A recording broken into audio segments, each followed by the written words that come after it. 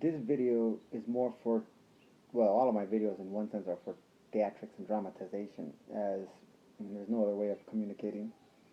Um, but I would like to think of this video, I'm hoping to be further evidence as why um,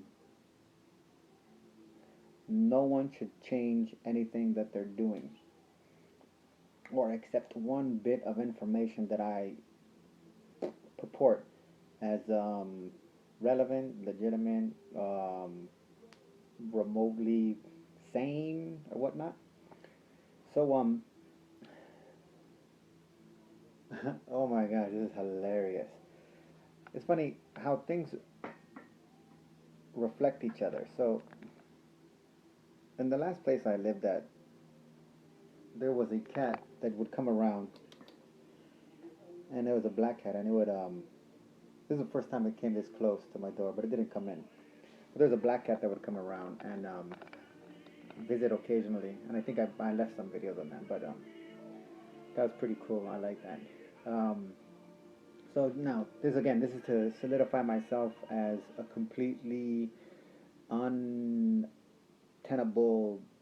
I'd never be on a public sphere, never be supported by anybody that has any kind of self-esteem, self-awareness, or notion of social duty or patriotism. I want to clarify and solidify that there is no way in hell that from whether it be Christian, of any sect, Catholicism obviously, Islamic, Jew, or even down the different Dalai Lama, Buddhist Dalai Lama's a pig fascist. If it wasn't for China taking over Tibet, Tibet would still be able to keep its traditions, but the traditions would just solidify the Dalai Lama as a hierarchical structure to reiterate the inferiority of the general public, entrenched in poverty, that they would radically accept in favor of having him as some kind of figure. So across the board. But I do want to note one thing too, that I have a nefarious intention towards this of some sort. I have money invested in this interest just as much as the people that I'm attacking, assaulting, advocating systematic violence against. They have as much. Well, they have. It doesn't. The amount is irrelevant, but they have interest in it. My interests are a little bit different, and this perchance is a recall of my own admission. Is that I have two bets, gambling bets, with two people that I know. And I believe both of them are for $20. It's been a while. The first one was made in 2009, if I'm not mistaken. While I was living on Sepulveda Boulevard, 9560 Sepulveda Boulevard, which was an amazing experience of itself. But I made a bet. That was the first bet, so I'll just start with that one. And that bet is for $20. And that bet was that by 2015, nuclear weapons would be not only the process of abolishment would begin, because I understand the complexity of nuclear materials, in that the day that nuclear weapons get Reaganized, like Reagan, he's a fascist piece of shit pig, and again, I wrote a poem. He deserves to live in hell and stay in hell, and not even be able to hear himself scream. He suffers so much forever, and the library that's under his name should be burned to the ground. And his son, his son, it's hard, man. He's doing a commercial now about atheism, so I don't know. That's a tough one right there. But I'll just stick with his dad. But anyways, despite all that, Reagan, egotistic, just like me, he was egotistical, and I'm just like them. That's what you guys don't get. That Reagan believed that the person to initiate, if there was a person that could be manipulated in the public's perception to initiate the disarmament of nuclear weapons, that person will go down in history as will shadow that person's image in history will shadow that of Jesus. And it's not that people will follow them, but it's like you will not be able to deny diddly jack squat. Don't matter what any. No one will have the audacity to say jack shit about them. And maybe like Reagan, my conscience is sheared from the depraved and uh, violent and radical and whatever uh, behavior and thought process that exists within me, and I think like this is some kind of a redemptive process or something like that. But whatever. Yeah, I'd rather be driven by that than driven by whatever you guys are driven by. So see, here's one thing too. I am a product of the life that I chose. This is the difference. Is I took this from Buddhism, and that's that as opposed to in all Western ideology, God prescribes a child to the parent as a property. Everything is property based in Western ideology. That's how I know that there is no God, especially no Western God, because everything has to do with ownership. And the primary relationship is the ownership of the father to the child that supersedes that of the mother to the child. On Stephen Colbert, about last week on Monday, or no, actually just a couple of days ago, he had a guy that wrote a book about antibiotics, and one of the things that he said that was very fascinating is that the Western, the actually not just Western, Eastern too, they follow the lineage based on the father, based on the blood, essentially saying that the blood of the kid is from the father, and I think that's even been scientifically proven, which is a weird thing going back, blood type and stuff like that. I'm not 100% sure. I didn't look too much into that, but on that note,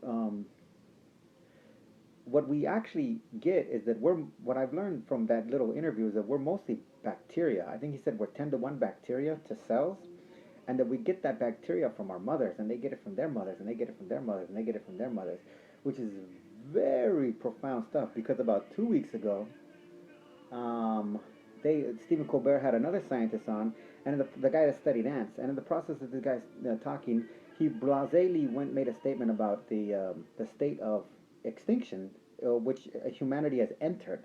We're not entering. This is a hard thing, but so Stephen Colbert caught that and but Stephen Colbert can't break character any more than the scientist could break character. So the scientist has to stay as rational as Stephen Colbert stays as irrational. And in that intersection, while the information was brought out, and Stephen Colbert had an initial reaction, as best a reaction as he could have, in all fairness, um, because he can't see past his own life, which is normal. Normal being to conform to a type or a standard, not as in natural. Um, he could only make a joke about it, and the scientists could no more, go on it. But anyways, that's where we're at. Um,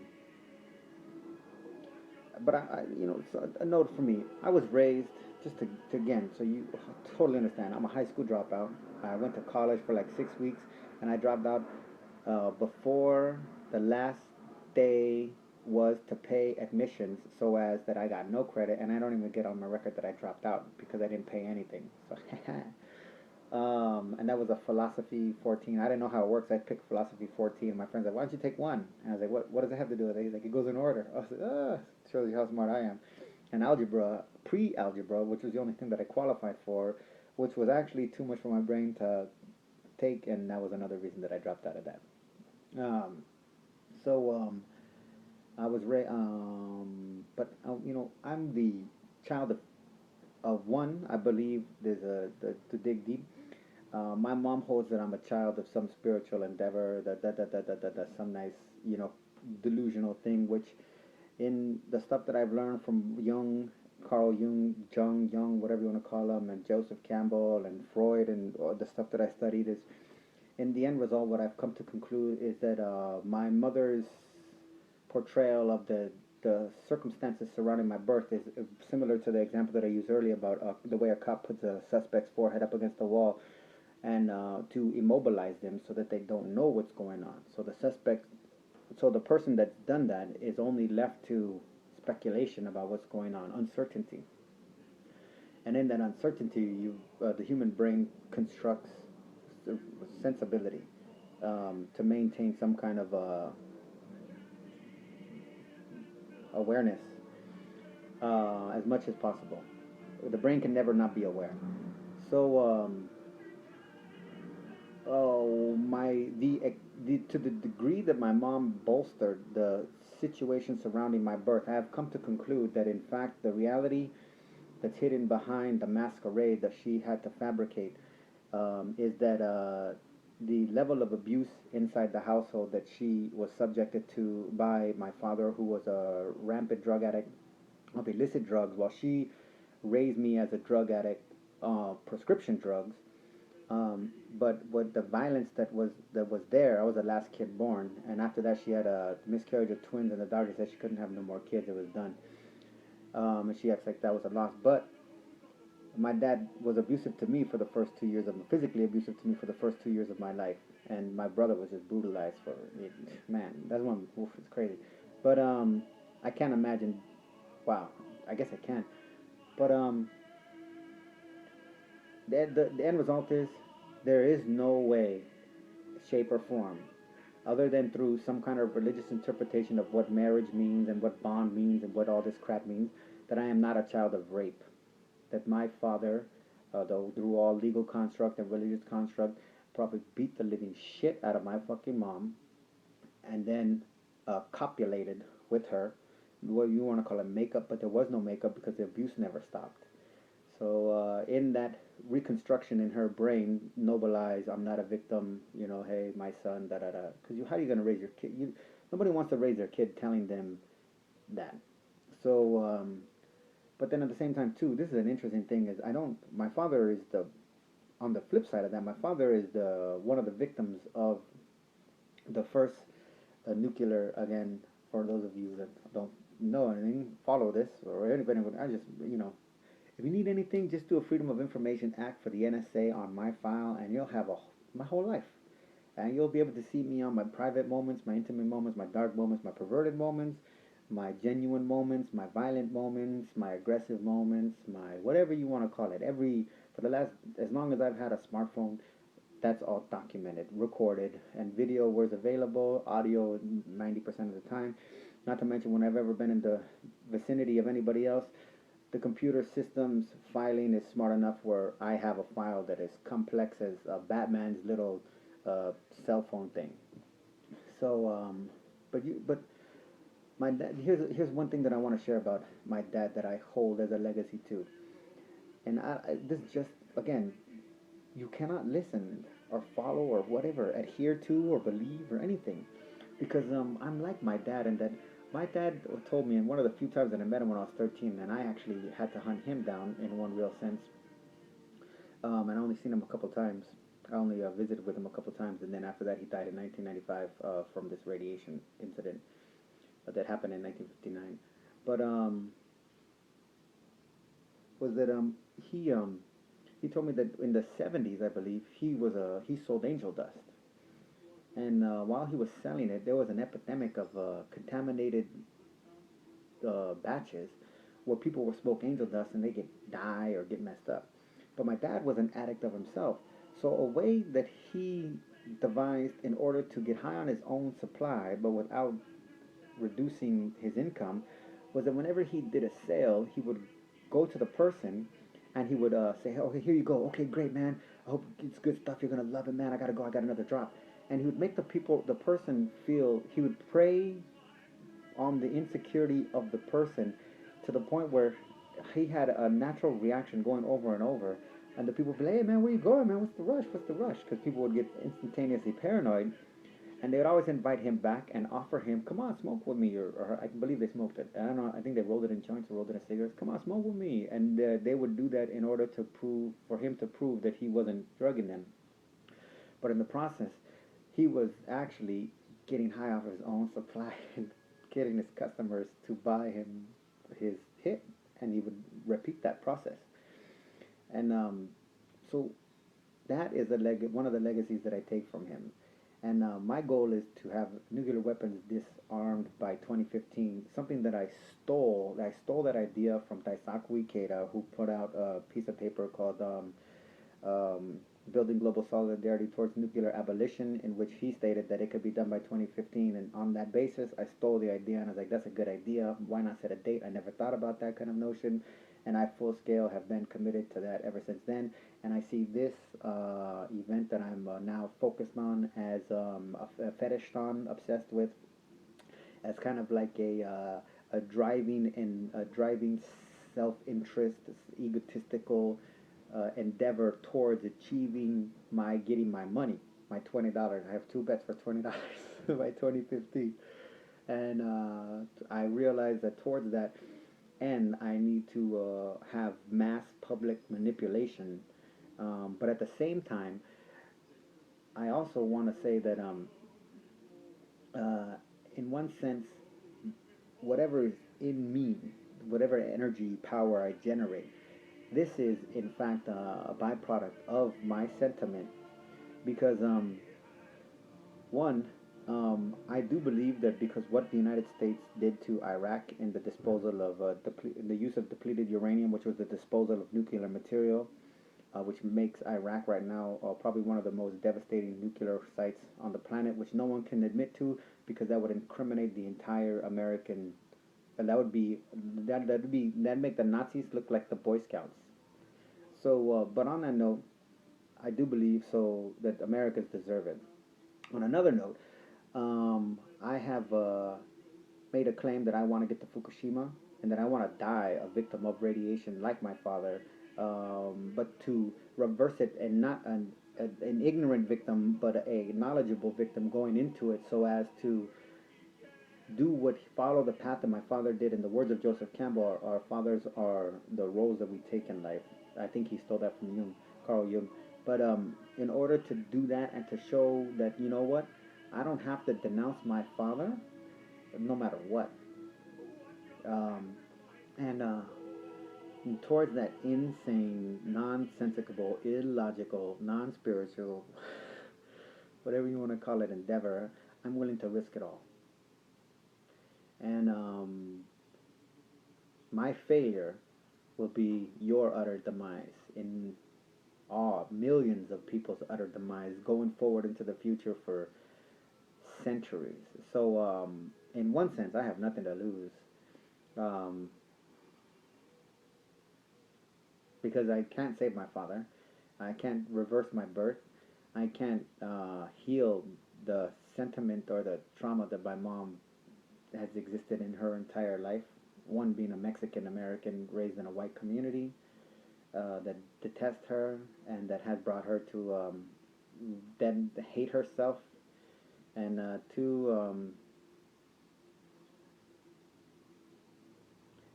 the Pine Ridge reservation that has, I think, 7 or 11 open pit uranium mines.